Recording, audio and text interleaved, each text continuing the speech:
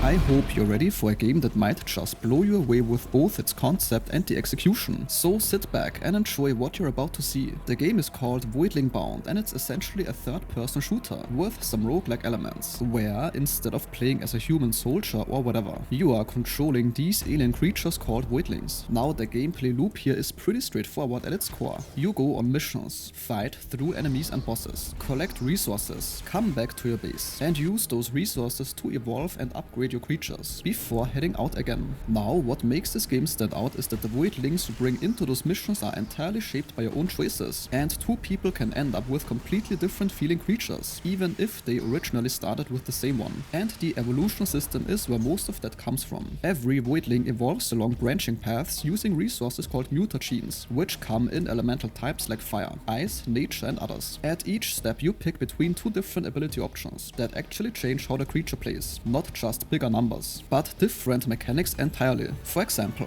one path might give you a fast spread shot that burns enemies on hit, another gives you a slow explosive projectile that creates some sort of a damaged puddle on the ground. Those choices stack across multiple evolution stages, so by the end your Voidling plays pretty differently from someone who went another direction, even if it's with the same base creature. The creature's look changes too depending on which path you take, so even visually you're not going to end up with the same thing as someone else. It's worth mentioning that when you start evolving a Voidling, you can actually preview which gene variations it might develop further down the line, so you're not going in completely blind when making these choices. On top of evolution, there's a stat system where you manually assign points each time you level up. Now these don't just affect numbers in the background either. For example, putting a lot into agility actually makes your creature visibly shoot faster and move quicker, while stacking strength makes melee feel heavier and more damaging. So the stat choices tie directly into how the combat feels. There is also a separate research upgrade system on top of that. Using science points you collect during missions, you can improve specific abilities directly. We are talking things like increasing projectile count, reducing cooldowns, extending your dash distance, boosting explosion radius and so on. Now what's especially nice about the system is that those upgrades are tied to the species, not the individual creature. That makes it feel less punishing to experiment with new creatures, because you're not throwing away all your progress when you switch.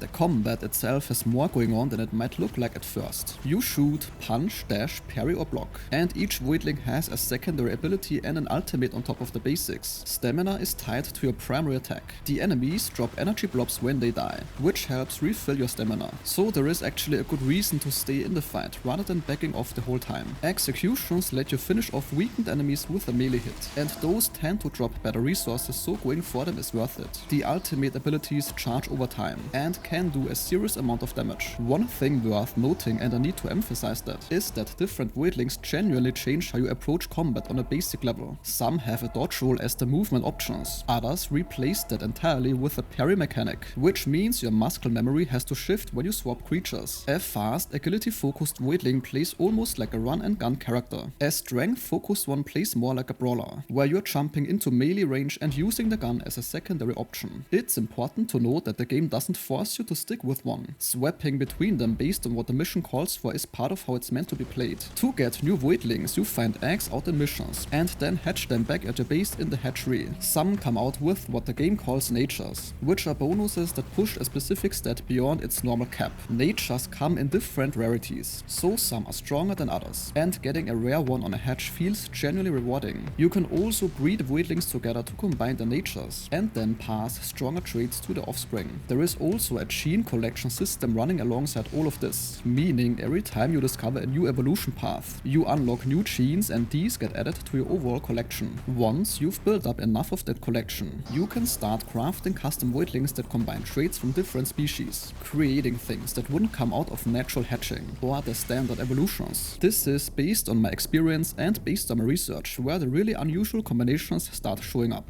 and it gives long-term players something to work toward. Now the game's missions themselves send you to different planets to clear out corruption, survive enemy waves, and take down bosses. The planets seem to be handcrafted rather than randomly generated, so the developers made sure to add extra secrets and extra areas that you can explore if you want more resources. Your base of operations is a ship with a few different stations. To name a few, the evolution chamber is where you evolve your active Voidling, the hatchery is where you crack open eggs, and the sanctuary is where all your extra Voidlings live when they are not being used. It's pretty much all laid out in a way that makes sense once you've gone through it a couple times. The story running underneath all of it is about humanity teaming up with Voidlings to fight off a parasite called the Legion. You play as a wrangler who bonds with these creatures and takes them into the field. The story doesn't get in the way, which is probably the best thing you can say about it, if you're mainly here for the gameplay, which I assume you are. And this sentence concludes today's video. If your time was respected, a like or comment is very much appreciated.